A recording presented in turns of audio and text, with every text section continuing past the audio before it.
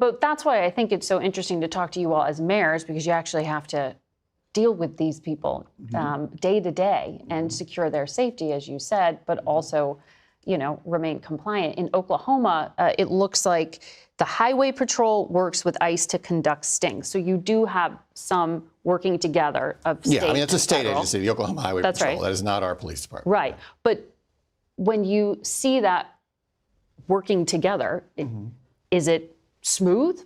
Are there tensions now because of what just happened in the past few weeks? Like, are people questioning whether these policies should stay?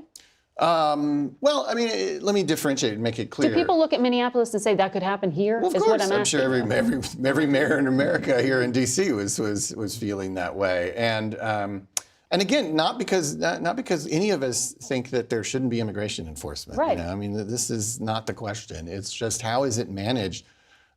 I mean, we have some mayor colleagues that were former police chiefs, for example, have really great expertise in law enforcement. We're all amateurs, right? But these are people who did this for a living, and they're telling us, they look at these videos and they see police tactics that haven't been utilized anywhere in 30 years in a local law enforcement agency, that these are not the cutting edge techniques of law enforcement that we have been using, our police departments have been using for the last quarter century to build trust with our communities. Right. And so that's it's not we're not really arguing about whether this country should enforce immigration. Right. Everybody believes that. I mean, not everybody, but the broad swath of the American public does.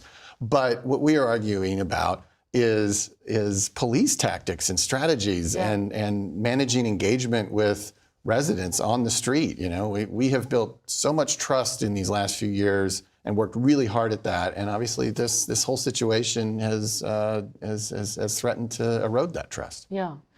Mayor Lucas, I want to come to you on this idea of how the federal government is trying to implement immigration in your city, because we checked, and I believe you have a similar experience out in Oklahoma too, where the federal government's looking to turn industrial warehouses into large-scale detention facilities for up to 10,000 people. That has caused some friction in Kansas City. You have tried to change things. You passed a city ordinance to combat it. Can you actually stop the federal government from doing it? You know, I think there's a substantial question to it. The people of Kansas City have asked us to make sure, though, that we stand up for, in this situation, simple zoning, that we make sure that we share what is the viewpoint of the people of Kansas City.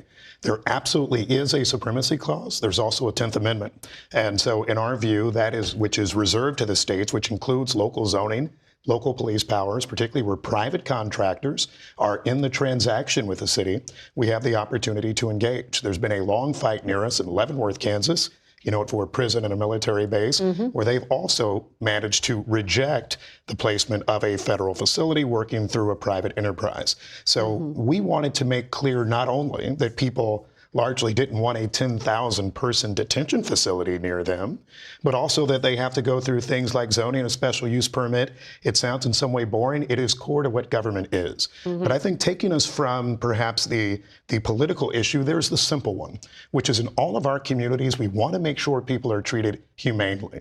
Converting a gigantic distribution facility next to railroad tracks and all of that into a warehouse for 10,000 people, for which it was never designed, is not right. And it is fundamentally something that is inhumane and inhospitable, at least to the census that we have in Kansas City, and I would submit to you most American cities. So whether it is converting giant distribution facilities into mass detention warehouses, whether it's Alligator Alcatraz in Florida, or anything under the sun, I think you are seeing communities say, we want to make sure that if there will be detention, if there will be enforcement, it is consistent with constitutional principles long term. Can you stop it? Do you know yet?